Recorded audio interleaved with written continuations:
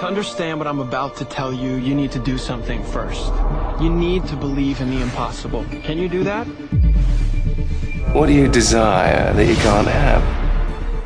Now you should at least give a brother a moment to say something heroically clever. You're the boy from the circus. So I have to sing with roles? There's about a dozen ways that I could stop you right now. But I don't think I have to.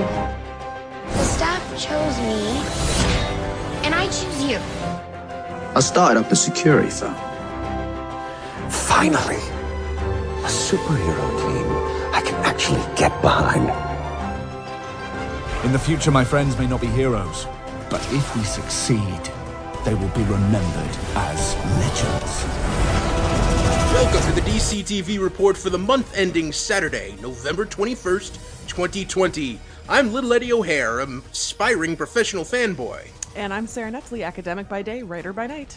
We're here to bring you new recaps, news, and commentary for all live-action television shows based on DC Comics. And, we're still in a drought of new TV, but we do have a fun retro pick for you and a bunch of news. Yeah, lots to talk about. Oh, Sara, I am broadcasting for the first time from my new apartment. How is that? How is that treating you? It's fun. It's a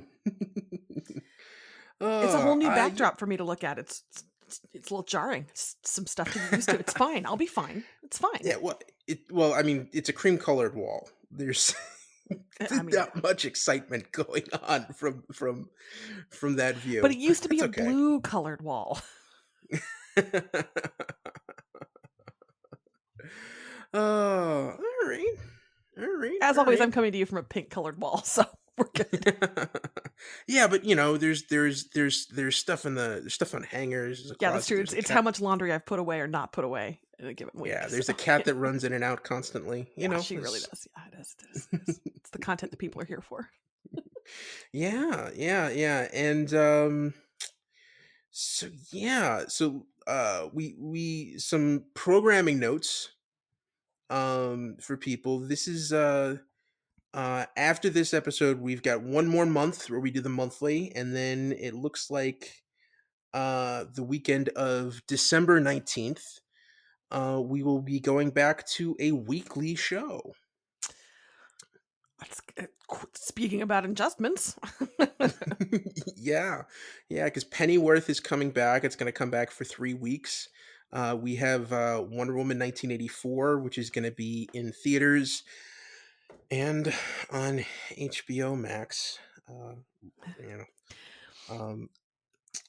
So I feel like the theatrical experience is entering hospice right now. So thoughts and prayers.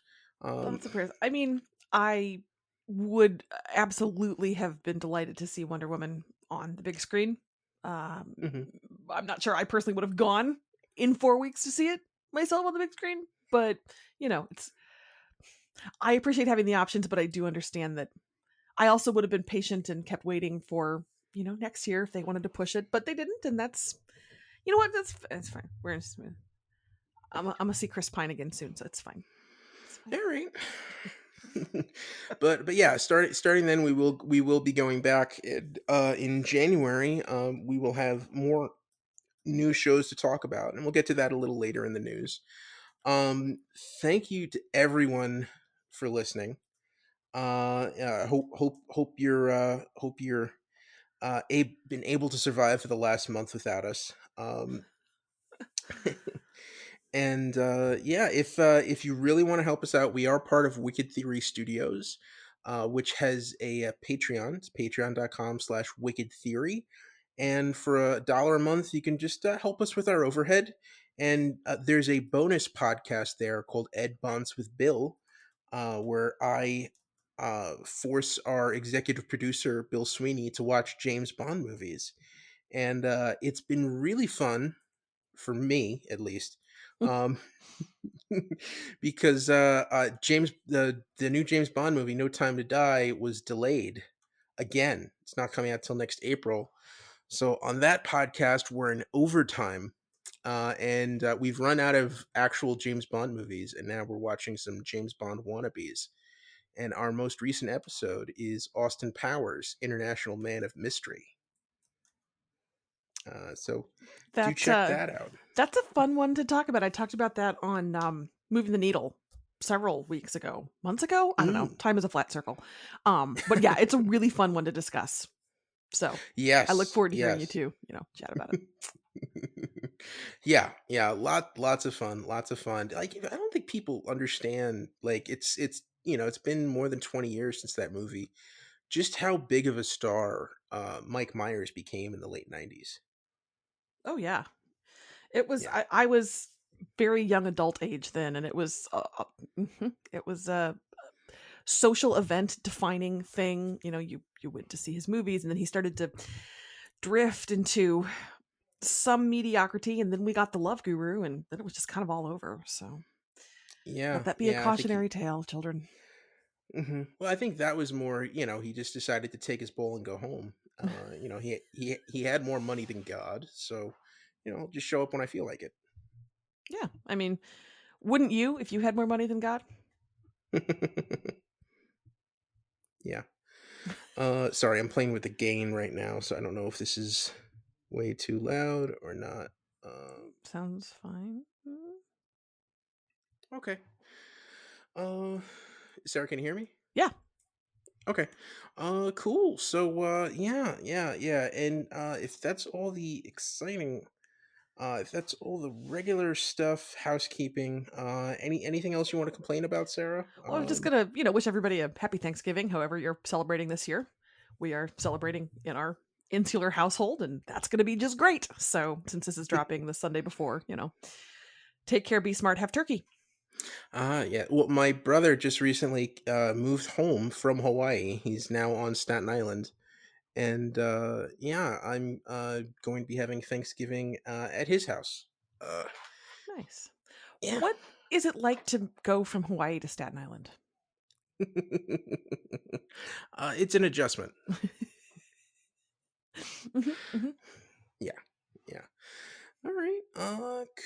Cool. All right. So let's jump right into news. Okay. So let's start with some premiere dates for all the CW shows. Here's when your schedule's going to start filling up, and Ed kind of already ran it down with our schedule coming up. But Sunday, January 17th, Batwoman is back. Monday, February 8th is Black Lightning's premiere.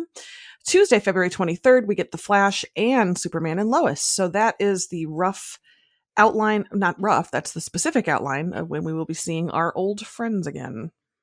Yay! No Supergirl, because that's still in the works, I guess. So, yeah, I think they said Supergirl and Legends are meant to be going June-ish. What a weird year. And it also kind of makes me wonder, how do they ever, I guess Supergirl will be the last season, so it doesn't really matter that it would be running late. And then Legends is always shorter and bouncing around, so it'll be fine. I'm just curious if we can get back on a regular, fall to spring schedule again. So we'll see. Yeah. And then moving on to specific shows, let's start with Batwoman. We have our first look at our new Batwoman suiting up in a teaser, and you can. I am never one who notices costume differences, but people who care about those things have seen differences in the costumes. Ed, did you notice differences? Not, I mean, other than the fact that it was a different person wearing the costume, it looked pretty much the same to me. All right, fair enough.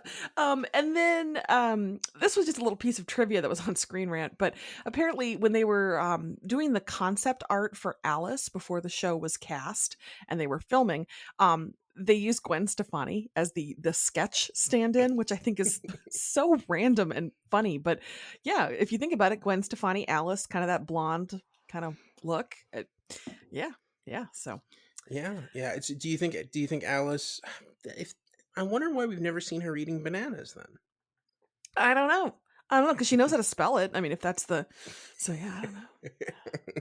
That would be a funny in joke if they do that this coming season. Yeah. That's. I think that's the only Gwen Stefani song I can name. I think I know like one other, but I don't know the name. I was a big fan of No Doubt. That was a late '90s requisite soundtrack. So Mm. Yeah. All right, moving on to Black Lightning. The show is ending with this upcoming season. Season 4 will be its last. This broke just yesterday, so I was surprised to see that come down the pike. Yeah. I mean, it's interesting. I mean, it's funny because like with network TV, you just assume that those shows are all built to go forever. Um, but kind of when you think of the show, it seems like every season that world has been getting a little bigger. And last season it was a big giant international incident. That ended up with them going to like Washington D.C.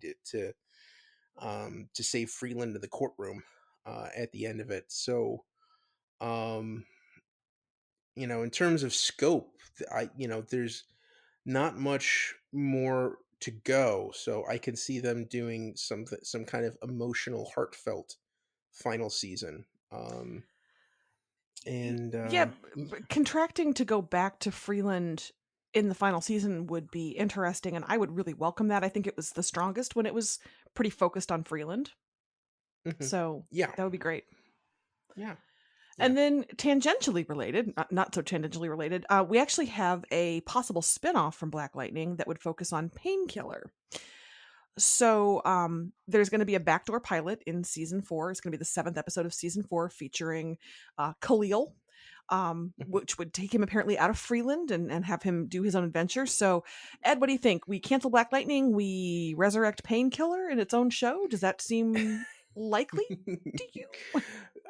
I mean, so here's the thing. If this wasn't a DC comic show, if you just show me Black Lightning and said, if you were going to do a spinoff, Painkiller seems likely because it's something you could definitely build a story around. And whether you have him going to a new place or just have him roaming around, traveling the country, or something, I think that could be a really interesting show. The only thing that gives me pause is if I was developed if you were going to add a 7th or 8th superhero show on the CW, is Painkiller the next character up?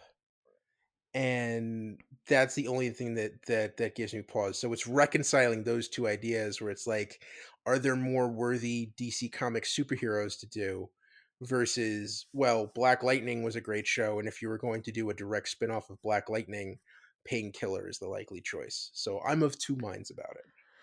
I think he's a great character, and it probably would be an interesting spinoff given what we saw of him, especially last season. But does he have? Are they going for name recognition? The Superman and Lois spinoff. There's a little bit of name recognition there. And then Green Arrow and the Canaries is the spinoff that hasn't. I mean, I guess it still technically could happen, but come on, it's not going to happen. And you have some name recognition there, certainly more, I think, than Painkillers. I don't know. I will be curious what goes into that calculus.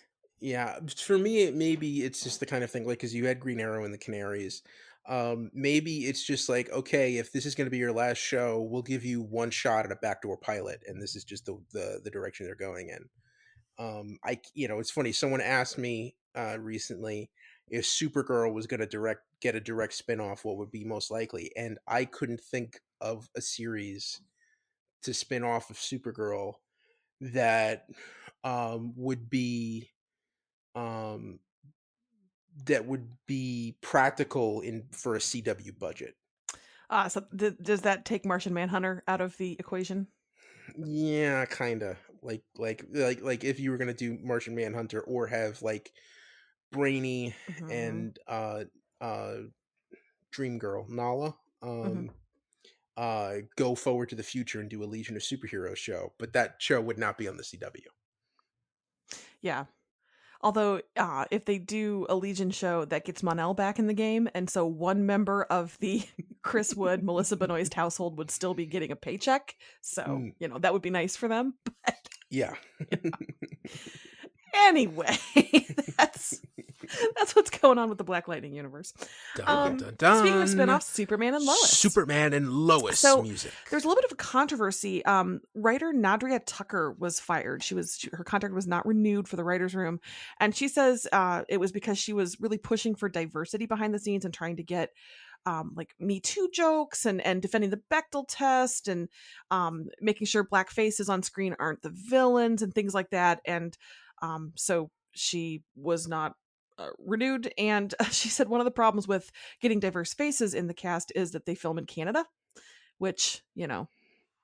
Blame Canada. Blame Canada. Are we going to have to pay royalties for that? No. 15 seconds. That was under 15 seconds. Fair.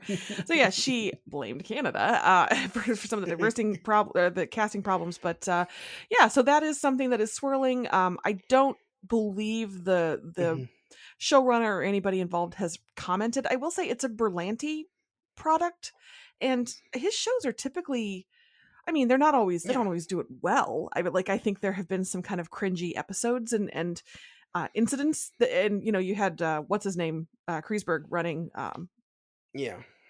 Supergirl and being just a disgusting, horrible person. But I do think Greg Berlanti typically seems pretty open to sort of progressive ideas. So I don't know. That's what's going on though over on Superman and Lois. Probably not the story they want coming out in the months before their premiere. Yeah, I mean, I would say those shows have been very good in terms of on-camera talent and doing stories in front of the camera. It sounds like her gripe was that they weren't the crew behind the scenes wasn't diverse enough. But again, this is someone who was fired, who's griping. So this might have just been a personal gripe and why they think they were fired, and maybe it was just because they were a jerk. It could have been for lots of different reasons. Yeah, there's a lot of possibilities there. I do think the behind the scenes question is such a good one because you do see an authenticity with the Black Lightning representation versus I feel like Arrow didn't always do a great job with its people of color, and that was a pretty white room. I remember when they announced they were going to do a Black Lives Matter episode in its final season, everybody was like, "Oh no, please don't do that. Please don't do that." And they did not. And that was for the best. So anyway, that's happening there. So we'll see if there's ever a response. I suspect there won't be, but there you go. Moving on to Stargirl. Newly on the CW. A couple casting bits. Jim Gaffigan is going to provide the voice for Thunderbolt, a wish-granting pink imp. Yes! So if you remember that pink pen that Courtney was carrying around, that ended up, I think, in her room the last time we saw it, the Thunderbolt it lives inside of that pen. And when you speak a magic word, it unleashes him, and he's a very, very powerful being, and is very sarcastic and wisecracking. And I think Jim Gaffigan, if you're familiar with his comedy, could have a lot of fun with that part. Yeah, I think Jim Gaffigan is a funny guy. Look at me, Jim Gaffigan. You're funny. You go. So yeah, if you have a chance, read his book. It's called Dad is Fat. So that is one bit of casting for Stargirl. The second one is that Okoye Brunson has been cast as Jakeem Thunder. Yes. I don't know what any of that means. Tell us, Ed. So Jakeem Thunder is a kid who finds that pen and uses it to create the Thunderbolt. It's the modern version of a Golden Age character named Johnny Thunder. And we heard a mention of Jakeem because Mike, Courtney's stepbrother, talked about his friend Jakeem, who he met at school and was hanging out with a lot. So we found out I had suspected that was going to end up being Jakeem Thunder, and it sounds like we have confirmation of that now. Well, cool. So he's going to be a younger person then. Well, of course it is, because it's Stargirl. Yeah, the character's usually been middle school age. So very young. Okay. Yeah. All right, and then last bit of CW news is another possible new show, Wonder Girl. So a Wonder Girl series is in development at the CW. It would be the first DC show headlined by a Latinx character. Apparently, the character is Yara Flor. She's a Latina dreamer, and the daughter of an Amazonian warrior and a Brazilian river god. But what's interesting is her comic book hasn't come out yet. Apparently, she's going to be part of Future State, which launches in 2021. So they are really moving fast on this, if that's what they're going to do. Oh, I was gonna say it's interesting. Wonder Girl has always been a weird mantle in the DC universe. Of course, the original Wonder Girl is Donna Troy, who we've met in Titans, and then after that, the mantle passed on to Cassie Sandsmark in the Young Justice comic books. Although her character was not in the animated series of Young Justice. Yeah, and I'm I'm not familiar with this character, but the only thing we've seen from Wonder Woman's world in the DC universe was when they sent Helen of Troy to Themyscira on Legends of Tomorrow. So I'm excited to see what the CW interpretation of the Amazons and that culture is going to be, and the fact that it's a brand new character, and they're seemingly going to have free reign with it. That's exciting. Yeah, and like everything else, it is a Greg Berlanti joint. Cool, of course. Moving over to HBO Max, DMZ, the Ava DuVernay show, has received a full series order. Yay. Now, I will say it's a limited series, and the full series order is 4 episodes, so it is limited. But hey, if they have a full story to tell, and it's going to take 4 hours, presumably, great. Yeah, definitely. All right. Yeah. And then we have a little bit of Green Lantern. Green Lantern music. Apparently, it is going to be a TVMA level violence and swearing and I guess sex. I don't know. It doesn't say what the MA is going to be, but it's HBO Max, so I would assume. Mm-hmm. And they also have a little bit of a casting breakdown, kind of running down the main characters, a lot of which we already have discussed and know about, but looks like they're hoping for kind of movie level budgets and maybe R-rated kind of content for Green Lantern. So we might get bad words and boobies. Yeah, I mean, sign up for that. That's a reason to subscribe. I mean, that's the reason to watch any HBO show. Exactly. And then, that's the only reason I ever watched Entourage. Let's be honest here. I mean, it was not for the feminism. No. No. Come on, Vinny loved all those girls. Every semester in Media, Race, and Gender, when I assign the final media critique, I have somebody, and he usually is a guy, say, "Oh, I think I could really like Entourage has a lot to say about like the male gaze." Yeah. Let's break that down, buddy. Yeah. So I'm getting at least one Entourage paper this semester. Like always, I'm very excited. Okay, baby bro. Now, just really quick, do you have the character breakdowns in front of you? I can pull them. Yes, of course. I'm always prepared. Please, how dare you, sir? Just wondering, just to refresh our listeners and my memory, just quickly, just go over if they name which characters they're looking for. Yeah, so they are looking for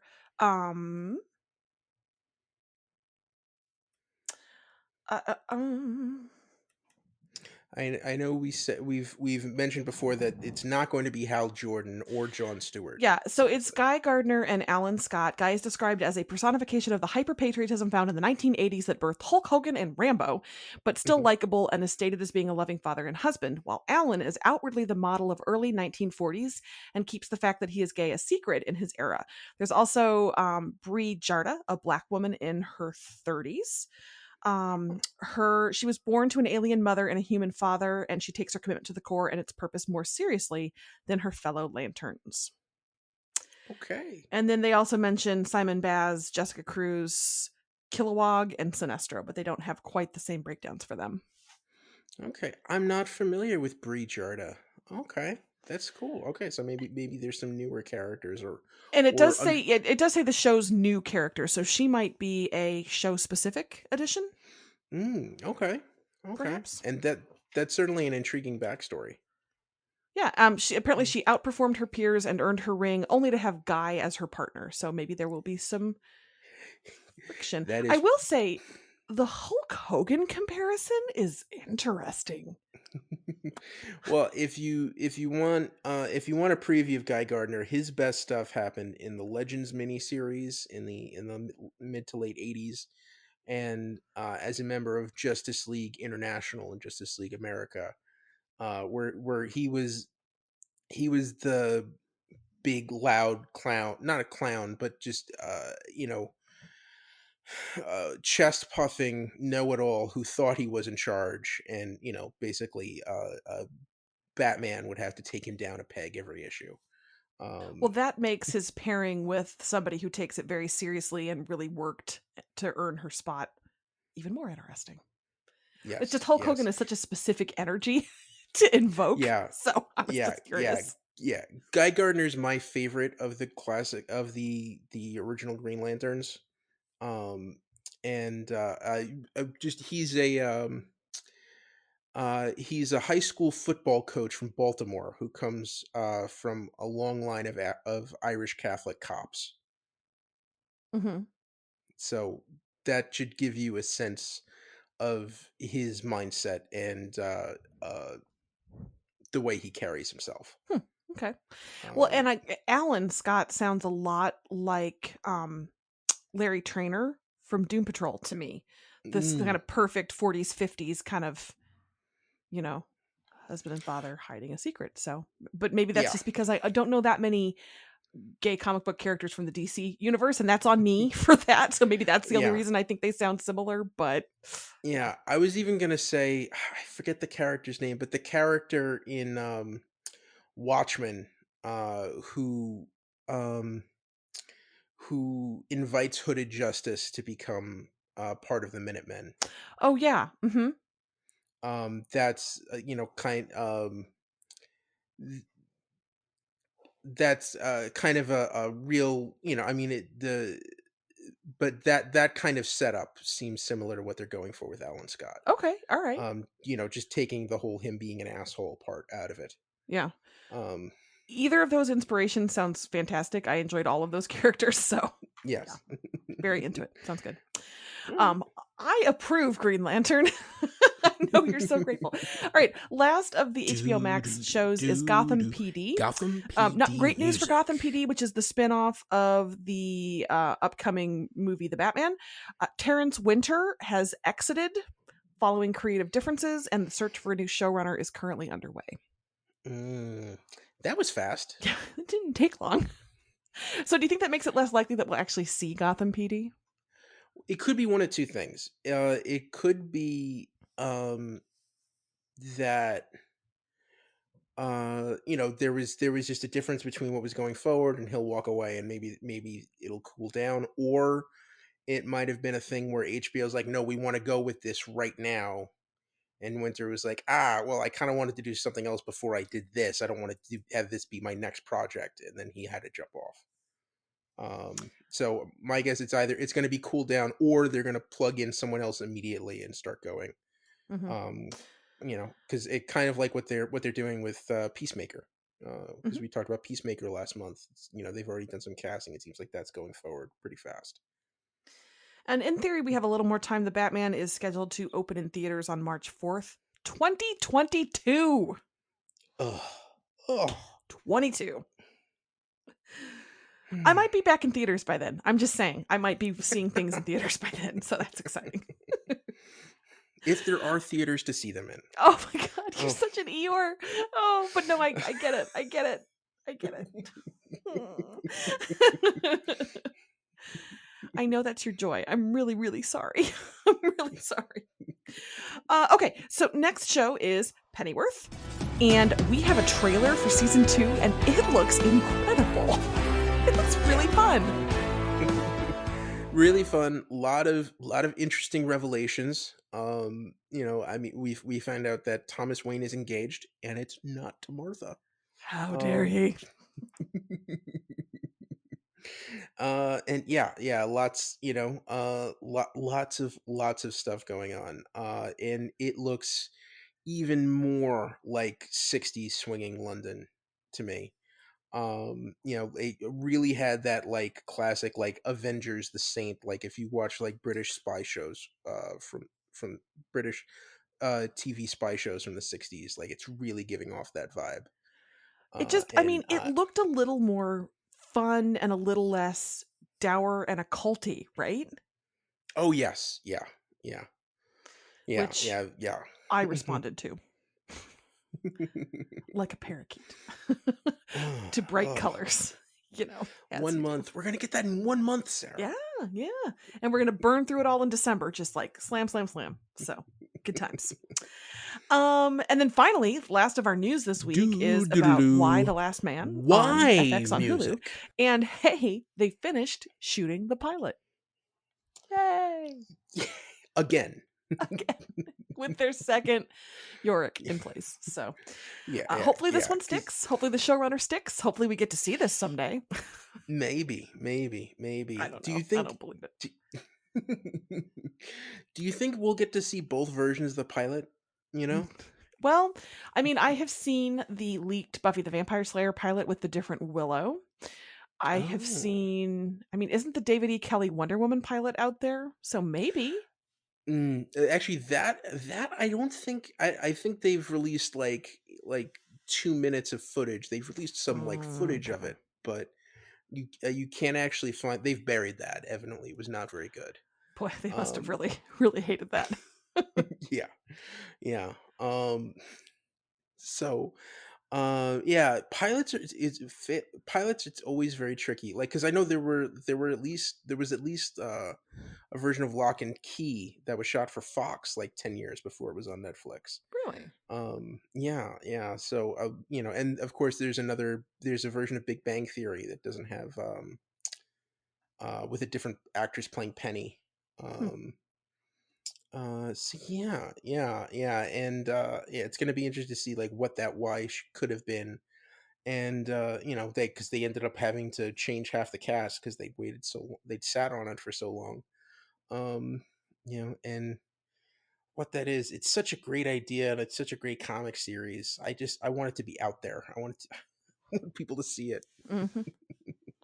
Yeah, me too. I look forward to seeing what they do with it, how they approach it with a 2020 2021 sensibility, like all of it. I really like to, I would like this to work out, please. We need this. We deserve this. All right, so that's it for the news. Yes. Right? Okay.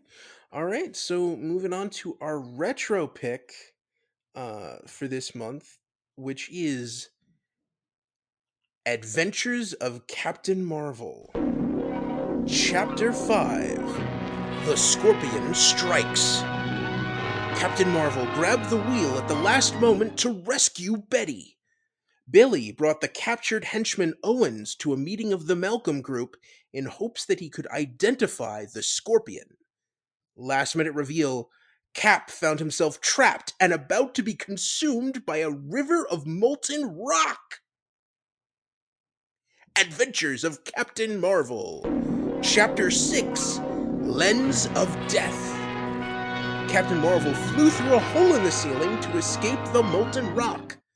The Scorpion broadcast that he had already stolen the other lenses in an attempt to trick the members of the Malcolm Group into revealing their hiding places. Last minute reveal, Cap was shocked unconscious while reaching for Mr. Fisher's lens, and the Scorpion escaped triumphant. Literally all I want to do is talk about the butler. That's it. It's the only thing I want to talk about. I want to talk about Betty kicking that guy to escape, and then the butler. That's all.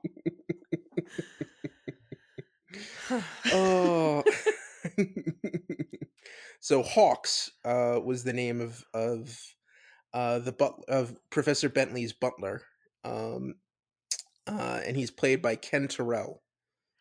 Okay, all I'm going to say is this is not all I'm going to say. I'm going to start by saying he has a very fluid fighting style. He really uses the resources in the room, and he did all that in a tux with tails. I mean, Good work. Yeah. the man takes his job seriously. You pull this in my household? No, sir. No. I would watch a whole season of just that dude fighting people. It was so unexpected, and it was fun fighting. It was great. I was not prepared. Yeah. I thought that fight scene was really great. What I thought was tremendous was right after that, you see Captain Marvel, hopping roofs to try to keep up with the henchmen, and then dropping from the rooftop onto the henchmen to knock them out and grab the lens back. Oh yeah, just real casually. Yeah, Captain Marvel was really like hit or miss in his powers this week, I thought. Yes. He watched that oncoming molten rock for. I'm thinking of the security guard in Austin Powers who screams "No!" about the steamroller for 5 minutes. That was very, very what Captain Marvel was doing in my mind. No! Yeah. He's just watching it come. No! Yes, yeah. And just to backtrack a little bit, chapter 5, which is titled The Scorpion Strikes, I'd have to say might be my favorite chapter of the serial. Really? What about it does that for you? Well, you have the whole thing where he stops a car. Basically he jumps onto that car to stop Betty from crashing. That fight scene on the rooftop where he just picks a guy up and throws him off the building. Yes, I did. Definitely noted the guy who just got flung off the building. No reason, didn't even punch Captain Marvel, didn't put up a fight, didn't have a gun. He just picks him up and throws him off the building, and you watch the dummy fall 40 feet to the ground. I kept waiting for that to be referenced again, or somebody like Captain Marvel to like catch him. No, that dude just got pitched off a building. Yeah, no, and this is like 40s mentality where it's just 8-year-old boys just want action. They just want nonstop action, and there was no sense of standards and practices at all. And capturing Owens. And what's funny is the actor who plays Owens, his name is Stanley Price, who in the previous chapter decided to just give Betty a whiff of paint thinner and put her behind the wheel of that car and just have it fly down the garage. As always, I am obligated to say, lady driver.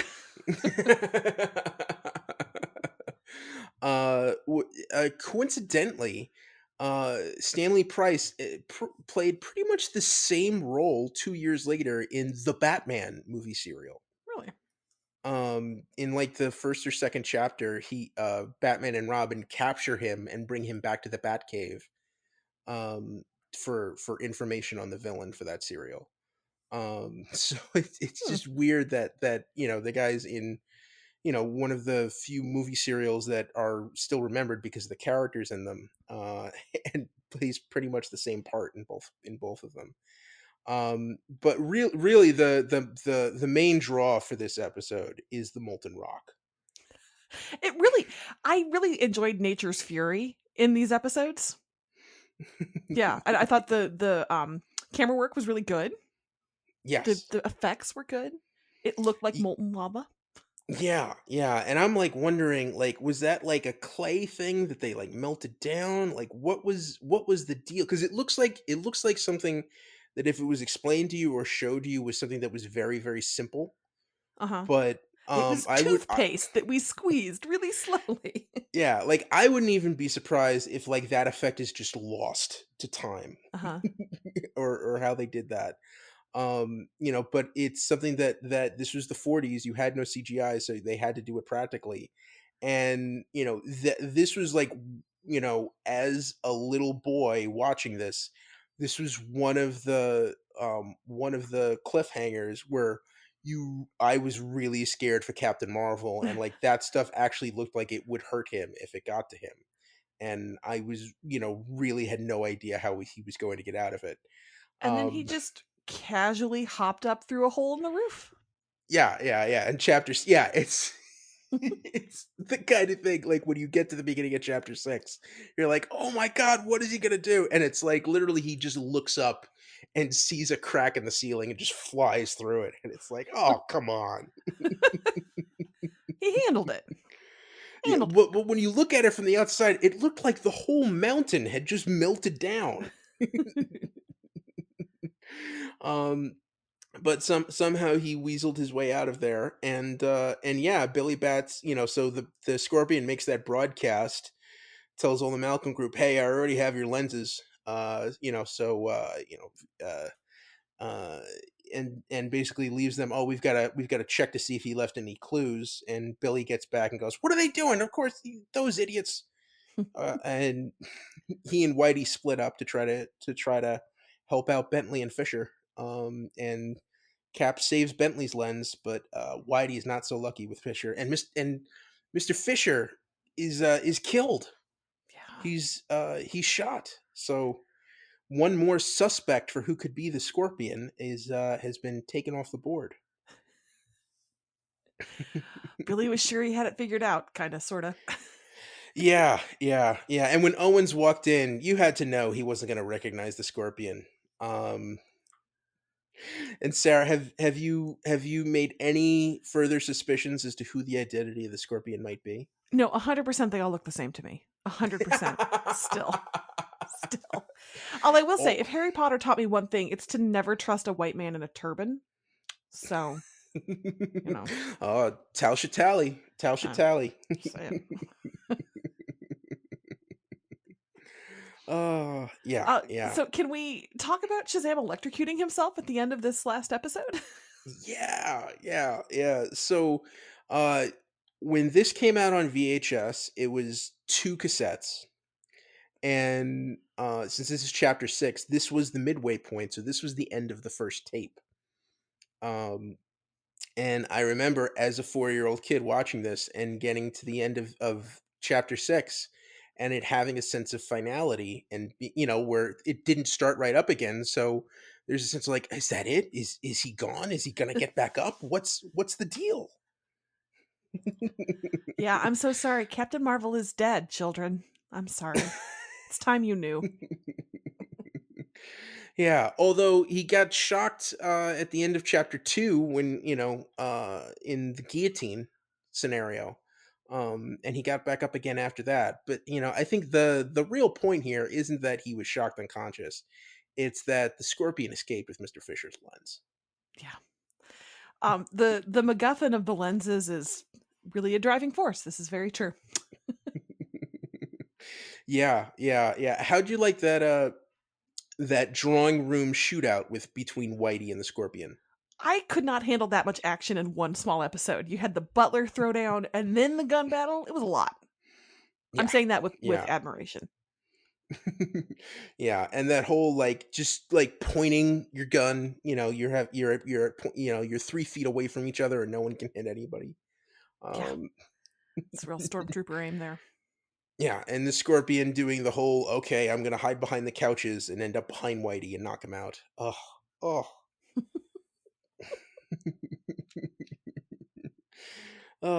So yeah.